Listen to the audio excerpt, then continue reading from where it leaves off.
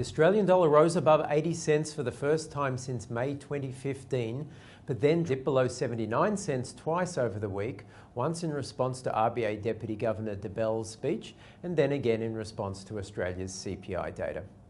DeBell doused market talk of a Reserve Bank rate hike by clearing up the confusion over the appearance of a discussion in the RBA minutes on the so-called neutral interest rate.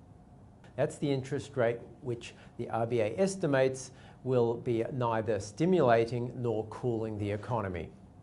DeBell made clear that that discussion was planned months in advance as a special topic and did not have any policy implications near term. Rate hike talk was also cooled by Australia's CPI data for the second quarter.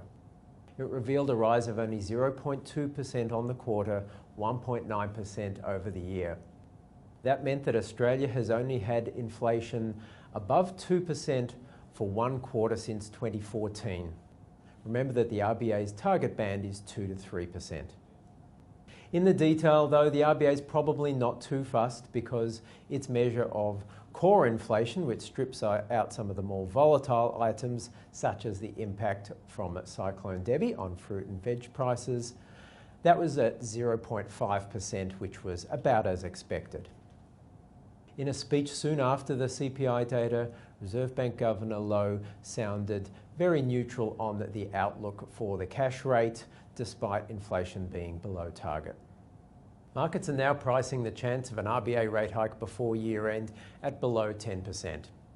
The Aussie's sharp recovery, though, to above 80.5 cents came after the Fed statement. The FOMC held the funds rate steady as very much expected in the 1 to 1.25% range. In its statement, it did indicate that it plans to reduce its holdings of bonds on its balance sheet, quote, relatively soon, which should produce some upward pressure on interest rates. But markets instead seem to focus on the FOMC's admission that inflation had slowed recently and was now clearly running below target. The most recent reading was only 1.4% compared to the Fed's 2% target. That produced a steep fall in the US dollar and in yields, and that's what drove the Aussie through 80 cents. Market pricing for a Fed hike by year end is now only about 40 to 45%. But markets seem to have some second thoughts about their FOMC response in Thursday's US trade, with the US dollar recovering across the board and sending the Aussie back below 80 cents. There was also a slight cooling in commodity prices to weigh on the Aussie. In the week ahead, there's quite a bit going on internationally, particularly US inflation data and the Bank of England Monetary Policy Committee meeting. In Australia, we do have a lot to look forward to, including the RBA meeting on Tuesday.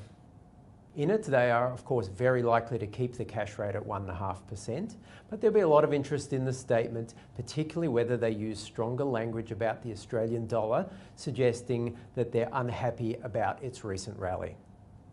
Australia's data calendar is also quite busy, with June releases due for retail sales, the trade balance and building approvals.